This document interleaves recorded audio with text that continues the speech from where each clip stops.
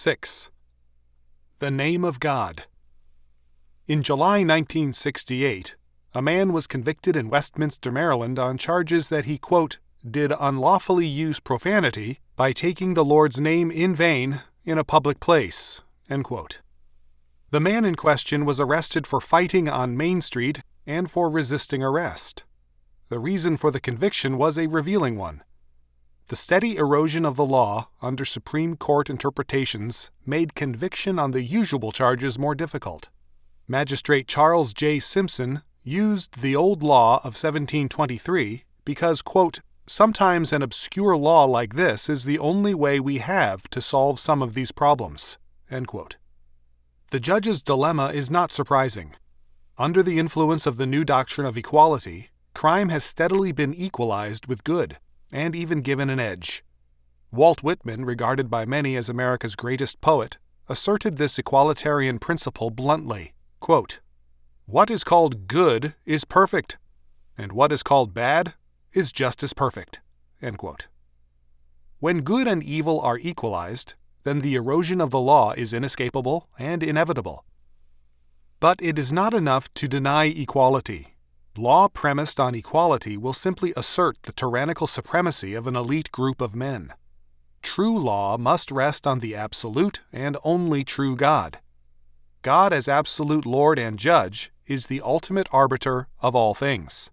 And as the determiner of men's destinies, His word and fear are compelling in the lives of believers. Hence, the sworn statement by a true believer has always been basic to all rules of evidence. A principal canon law which has been influential in civil courts is this, quote, an oath taken in the sense of a means of judicial proof, while preserving its own individual character as an invocation of the divine name, in testimony or guarantee of the truth of a particular assertion, is the most powerful and effective means of obtaining proof and of arriving at the truth of the facts of a case, and is necessary before a judge may give sentence, end quote.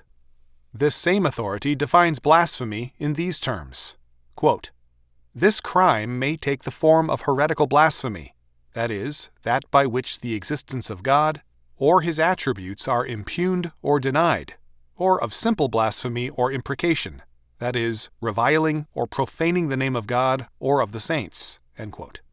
Both aspects of this definition have been previously considered. It is important now to deal more specifically with the name of God. Thou shalt not take the name of the Lord thy God in vain, for the Lord will not hold him guiltless that taketh his name in vain.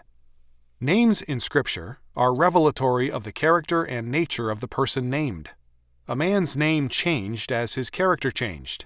As Meredith wrote, quote, the third commandment deals with God's name, His office, His position as the great sovereign ruler of the universe. In the Bible, personal names have a meaning. Every name or title of God reveals some attribute of the divine character. In studying God's Word, we learn new facts about God's nature and character with each new name by which He reveals Himself. In other words, God names Himself what He is. If men use the name of God in a way which denies the true meaning and character of God, they are breaking the third commandment, end quote. Not only the Old, but the New Testament meaning of name bears out Meredith's point. Thus, in the Greek New Testament, quote, by a usage chiefly Hebraistic, the name is used for everything which the name covers, everything the thought or feeling of which is roused in the mind by mentioning, hearing, remembering the name, that is, for one's rank, authority, interests, pleasure, command, excellences, deeds, etc., end quote. Moreover, as Meredith noted, quote, the Hebrew word here rendered guiltless may be better translated clean. The Lord will not hold him to be clean that taketh his name in vain. The test of spiritual cleanliness is the attitude of a man to the name of God. A man is clean or unclean according as he uses the name of God in truth, or for vanity, end quote. This definition of the third commandment was clearly brought out by the Puritan divine Thomas Watson in The 10 Commandments, a continuation of his study, A Body of Divinity. The larger catechism of the Westminster Assembly also brought this out plainly. Question 112. What is required in the third commandment? Answer. The third commandment requires that the name of God, His titles, attributes, ordinances, the Word, sacraments, prayer, oaths, vows, lots, His works, and whatsoever else there is whereby He makes Himself known, be holily and reverently used in thought, meditation, word, and writing, by an holy profession and answerable conversation to the glory of God and the good of ourselves and others. Question 113. What are the sins forbidden in the third commandment? Answer. The sins forbidden in the third commandment are the not using of God's name as is required, and the abuse of it in ignorant, vain, irreverent, profane, superstitious, or wicked mentioning or otherwise using His titles, attributes, ordinances, or works by blasphemy, perjury. All sinful cursings, oaths, vows, and lots, violating of our oaths and vows, if lawful, and fulfilling them, if of things unlawful. Murmuring and quarreling at, curious prying into, and misapplying of God's decrees and providences. Misinterpreting, misapplying, or any way perverting the word or any part of it to profane jests, curious or unprofitable questions, vain janglings, or the maintaining of false doctrines. Abusing it, the creatures, or anything contained under the name of God, to charms, or sinful lusts and practices.